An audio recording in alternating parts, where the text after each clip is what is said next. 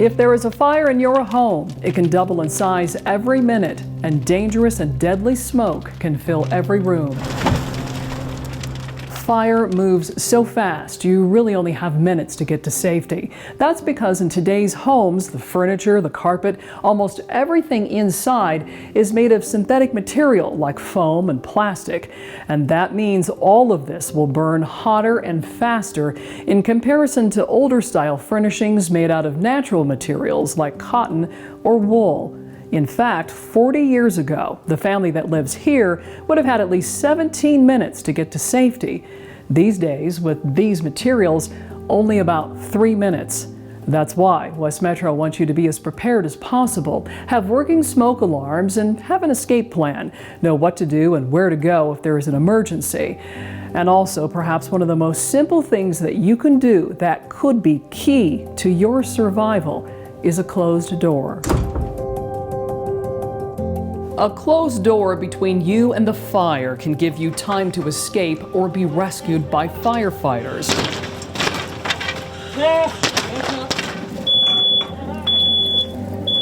Watch this fire, started by a candle in the living room, as it spreads across the sofa, filling the house with smoke and heat. In many homes, the main entry and exit is the living room, and in this case, the way out is cut off.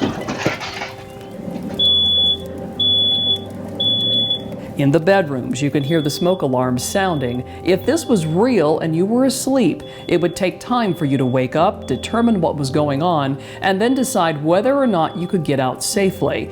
And if you couldn't, is there enough protection to buy time so firefighters can get you out?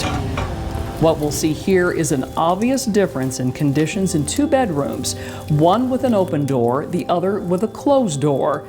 Temperature gauges and air sensors in each room will give us detailed information about the conditions as the smoke rises to the ceiling and begins to bank down to the floor. In the first few minutes, the fire is still in the living room, but the smoke creeping into the rest of the house can be deadly for anyone inside. You can see in the open door bedroom as smoke quickly fills the space, but in the bedroom with the closed door, it's blocked from full access by the door. And after firefighters extinguish the fire, the information collected by the gauges and sensors will tell us what it was really like inside. In the open bedroom, a peak temperature of 500 degrees, 4 feet above the floor, with peak carbon monoxide levels at 6,000 parts per million. The temperature alone is not survivable, and the carbon monoxide levels more than 20 times the amount that could cause serious health problems or death. In the closed bedroom, the peak temperature was 100 degrees and the peak carbon monoxide levels 600 parts per million, all because the door kept out much of the heat and smoke, giving anyone inside the chance to survive. In that demonstration, there was nothing special about the door. It was exactly like the doors in your home.